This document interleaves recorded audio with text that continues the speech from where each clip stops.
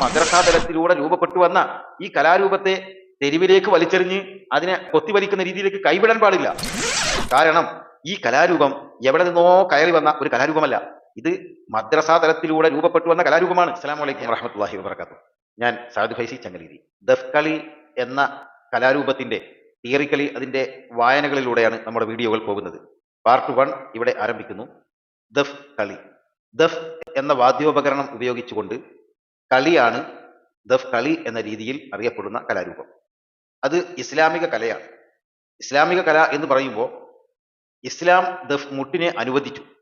ആ ദഫ് മുട്ടിനെ അനുവദിച്ചു എന്ന അനുവാദത്തിൽ നിന്ന് കാലങ്ങളിലൂടെ രൂപപ്പെട്ടു വന്ന പല കലാരൂപങ്ങളും നമുക്ക് കാണാൻ സാധ്യമാണ്.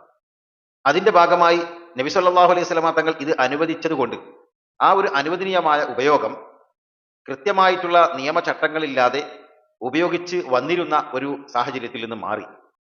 അനുവദനീയം എന്ന ഈ അനുവാദത്തിൽ നിന്ന് ദഫ് ഉപയോഗത്തിന്റെ ചരിത്രങ്ങളിൽ നമുക്ക് പല രൂപങ്ങളെയും നമുക്ക് കാണാൻ കഴിയും എന്നതാണ്. ഉദാഹരണം ദഫ് മുട്ട്. ഈ ദഫ് മുട്ട് തന്നെ ഇന്ന് കാണുന്ന രീതിയിലുള്ള ഈ 5 മുട്ട്, 3 മുട്ട്, കോരിമുട്ട്, കൈപ്പിൻ മുട്ട് തുടങ്ങിയിട്ടുള്ള ഈ കൃത്യമായ താളക്രമങ്ങളിലൂടെ ഇന്ന് സ്കൂൾ തലത്തിലൊക്കെ അവതരിപ്പിച്ചു വരുന്ന ഈ കലാരൂപം മാത്രമേ അനുവദനീയമുള്ളൂ എന്ന് നമുക്ക് പറയാൻ പറ്റില്ല. കാരണം ആ കലാരൂപത്തിന്റെ ആചാര്യന്മാർ അവരുടെ ഗുരുനാഥന്മാരിലൂടെ കൈവഴികളിലൂടെ പാലിക്കപ്പെട്ടു വന്നിരുന്ന ഒരു താളക്രമമാണത്. ആ താളക്രമം അനുസരിച്ചുകൊണ്ട് അവതരിപ്പിക്കുന്ന ആ കലാരൂപത്തിന് ദഫ് മുട്ട് എന്ന രീതിയിൽ അത് സ്കൂൾ തലത്തിൽ കൃത്യമായ ചിട്ടവട്ടങ്ങളിലൂടെ അത് അവതരിപ്പിച്ചു വരുന്നു എന്നുള്ളതാണ്. അപ്പോൾ അതും ഈ ഇസ്ലാമിന്റെ ദഫ് ഉപയോഗത്തിന്റെ അനുവാദത്തിൽ നിന്ന് രൂപപ്പെട്ടു വന്ന കലാരൂപം എന്നേ നമുക്ക് അതിനെക്കുറിച്ച് പറയാൻ സാധ്യമാവും. അതുപോലെ തന്നെ ഈ അനുവാദത്തിൽ നിന്ന് രൂപപ്പെട്ടു വന്ന മറ്റ് ഒരു കലാരൂപമാണ് അറബനമുട്ട്. അതും ദഫ് അനുവദനീയം എന്നുള്ള ഈ അനുവാദത്തിൽ നിന്ന് രൂപപ്പെട്ടു വന്നതാണ്. ആ ഉപകരണം കുറച്ച് വ്യാസമുണ്ട്. ദഫ് മുട്ടിന് ഉപയോഗിക്കുന്ന തോൽ ദഫിനേക്കാൾ കുറച്ചുകൂടി വ്യാസമുള്ള ഒരു ഉപകരണമായിട്ട് അതിന്റെ ആചാര്യന്മാർ അതിനെ ഉപയോഗിച്ചു വന്നു എന്നുള്ളതാണ്. ദഫ് മുട്ട് പോലെയല്ല അറബന. തികച്ചും വ്യത്യസ്തമായ രീതിയിലുള്ള അതിന്റെ ഇരുത്തവും അതിന്റെ ചായലുകളും അതിന്റെ കൊട്ടുകളും അറബനയുടെ ഉപയോഗവും എല്ലാം അതിന്റെ അവതരണ രീതി തന്നെ ദഫ് മുട്ടും അറബനയും വ്യത്യസ്തമാണ്. എന്നാൽ ഈ അറബനയും ഇസ്ലാമിക കല എന്ന വൃത്തത്തിൽ വരാനുണ്ടായിട്ടുള്ള കാരണം അത് ഇസ്ലാം അനുവദിക്കുന്ന ഈ അനുവാദത്തിൽ നിന്ന് രൂപപ്പെട്ടു വന്ന കലാരൂപമായതുകൊണ്ടാണ്. അതും ഇസ്ലാമികം തന്നെ. എന്നാൽ പിൻകാലത്ത് ഈ ദഫ്മുട്ടിൽ നിന്നും അറബനയിൽ നിന്നുമൊക്കെ പ്രചോദനം ഉൾക്കൊണ്ടുകൊണ്ട് മദ്രസാ തലത്തിലൂടെ രൂപപ്പെട്ടു വന്ന കലാരൂപമാണ് ദഫ് കളി. ഈ ദഫ് കളിയെ സംബന്ധിച്ചിടത്തോളം ദഫ്മുട്ടിനെ പോലെ കൃത്യമായ താളക്രമങ്ങളോ അറബനയെ പോലെ കൃത്യമായ രീതിയിലുള്ള അതിന്റെ ട്രഡീഷണൽ അവതരണങ്ങളോ ഈ ദഫ് കളിക്ക് നിയമമല്ലാത്തതുകൊണ്ട് മാപ്പിളപ്പാട്ടിന്റെ താളവഴിയിലൂടെ അവതരിപ്പിക്കപ്പെടുന്ന ഒരു കലാരൂപമായതുകൊണ്ടും അത് വളരെ ജനകീയവും വ്യത്യസ്തമായ വൈവിധ്യങ്ങളിലൂടെ ജനഹൃദയങ്ങളിലേക്ക് കടന്നു ചെല്ലാൻ വളരെ സൗകര്യമുള്ളതുമായിട്ടുള്ള ഒരു കലാരൂപമാണ്.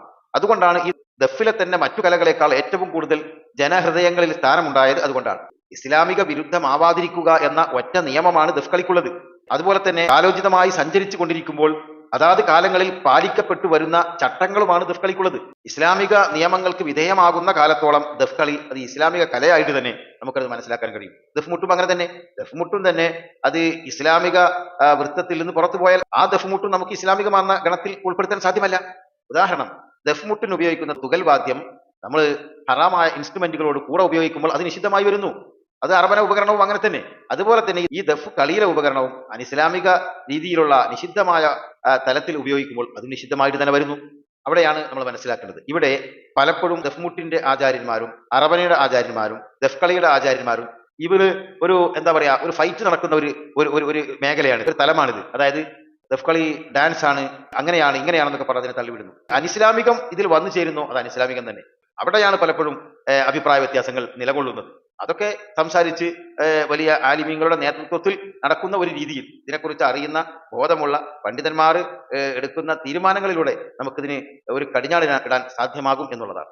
സത്യത്തിൽ ഈ ദഫ് കളി ഇത്ര ജനകീയമായത് തന്നെ വൈവിധ്യമാർന്ന അവതരണങ്ങളും വൈവിധ്യമാർന്ന തലങ്ങളും വൈവിധ്യമാർന്ന ഗാനങ്ങളുടെ സന്നിവേശനങ്ങളും കൊണ്ടുമൊക്കെയാണ് ഇത് ഇത്ര ജനകീയമായത്. ഇന്ന് ഒരുപാട് ആളുകൾ ഇതിൽ സജീവമായി പ്രവർത്തിക്കുന്നവരുണ്ട്. അപ്പോൾ അതുകൊണ്ട് അവരെയൊക്കെ ഇതിലേക്ക് ആകർഷിക്കാനുള്ള കാരണം ഈ കളിയിലുള്ള സൗകര്യമാണ്. അതായത് കൃത്യമായ നിയമങ്ങളിൽ കുരുക്കപ്പെടാത്ത രീതിയിൽ ഇസ്ലാമിക ഗാനങ്ങൾക്കൊക്കെയും താളം പകർന്നുകൊണ്ട് നല്ല രീതിയിൽ അവതരിപ്പിക്കാൻ കഴിയുന്ന ഒരു കലാരൂപം എന്ന ഒരു സൗകര്യം ഉണ്ടായത് കൊണ്ടാണ് ഇത് ഇത്ര ജനകീയമായത്. ഇത് ഇത്ര ആളുകൾ ഇതിന്റെ പ്രവർത്തകരുണ്ടായത്. പ്രൊഫഷണൽ തലത്തിൽ തന്നെ വലിയ വലിയ ബഹുമുഖ വേദികൾ ഇതിന് ഇവിടെ ഉയർന്നു വന്നത്. അതൊക്കെ നാം മനസ്സിലാക്കണം. ഇതൊക്കെ വലിയ ഒരു രീതിയിൽ ആയി തീർന്നിട്ടുണ്ട്. എന്നാൽ പലപ്പോഴും ഇത് പ്രോത്സാഹിപ്പിക്കപ്പെടേണ്ട എന്ന രീതിയിലുള്ള ഒരു ഉദ്ധാരണ കൊണ്ട് ഇസ്ലാമിക കലാമേളകളിൽ നിന്ന് ഇത് മാറ്റി നിർത്തപ്പെടുന്നു എന്നത് ദൗർഭാഗ്യകരം എന്ന് മാത്രമേ ഞാൻ പലപ്പോഴും പറയുന്നത് പോലെ ഇപ്പോഴും പറയാറുള്ളൂ. ഇതിൽ വന്ന മൂല്യച്യുതി അത് സംസാരിച്ച് തിരുത്തി അതിനെ പരിഹരിച്ചുകൊണ്ട് ഇതിനെന്ത് ചെയ്യണം? ഇതിനെ ഉൾപ്പെടുത്തിക്കൊണ്ട് മുന്നോട്ട് പോകണം. കാരണം ഇത്ര ഒരു വലിയ കലാരൂപത്തെ അവഗണിച്ചുകൊണ്ട് കണ്ടില്ല എന്ന് നടിക്കാൽ അത് ഭൂഷണമല്ല എന്നുള്ളതാണ്. കാരണം വലിയ ഒരു വിങ് ഇതിന്റെ പിന്നിലുണ്ട്. അവരെ കൂടി ഇസ്ലാമിക അനുകൂല തലത്തിലേക്ക് കൊണ്ടുവന്ന് ഇതിനെ കൊണ്ടുപോകണം. അതിന് ബാധ്യസ്ഥരാണ് മാറ്റി നിർത്തുന്ന ആളുകൾ. അത് നാം മനസ്സിലാക്കണം. കാരണം ഈ കലാരൂപം എവിടെ നിന്നോ കയറി വന്ന ഒരു കലാരൂപമല്ല. ഇത് മദ്രസാ തലത്തിലൂടെ രൂപപ്പെട്ടു വന്ന കലാരൂപമാണ്. നേരത്തെ ഞാൻ പറഞ്ഞു, ദഫ്മുട്ടിൽ നിന്ന് പ്രചോദനം ഉൾക്കൊണ്ടുകൊണ്ട് മദ്രസാ തലത്തിലൂടെ ഉസ്താദുമാരാൽ പരിപാലിക്കപ്പെട്ടു വന്നിട്ടുള്ള പരിശുദ്ധമായ ഒരു കലാരൂപമാണ്. ഇതിനെ നമ്മൾ അശുദ്ധം എന്ന് പറഞ്ഞുകൊണ്ട് എങ്ങനെ മാറ്റി നിർത്തും? ഇതിലുള്ള അശുദ്ധി മാറ്റി നിർത്തുക, എന്നിട്ട് ഇതിനെ ശുദ്ധമായ രീതിയിൽ ഇതിനെ പരിപാലിച്ച് കൊണ്ടുപോകണം.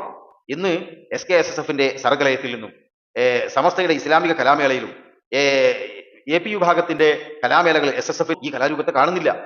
അപ്പോൾ പറയും ഇത് അങ്ങനെ ആയതുകൊണ്ടാണ്, ഇങ്ങനെ ആയതുകൊണ്ടാണ്. എങ്ങനെ ആയതുകൊണ്ട് എന്ന് പരിശോധിക്കുക, എന്നിട്ട് എങ്ങനെയാവണം എന്ന് തീരുമാനിക്കുക, എന്നിട്ട് അതിലേക്ക് ഇതിനെ കൊണ്ടുവരിക. അതിന് ബാധ്യസ്ഥരാണ്. അത് ഇനി വേണ്ട എന്ന് പറയാൻ ആർക്കും അവകാശമില്ല. കാരണം ഇത് നമ്മുടെ പ്രൊഡക്റ്റാണിത്. നമ്മുടെ ഇസ്ലാമിക മദ്രസാ തലത്തിലൂടെ രൂപപ്പെട്ടു വന്ന ഈ കലാരൂപത്തെ തെരുവിലേക്ക് വലിച്ചെറിഞ്ഞ് അതിനെ കൊത്തിവലിക്കുന്ന രീതിയിലേക്ക് കൈവിടാൻ പാടില്ല.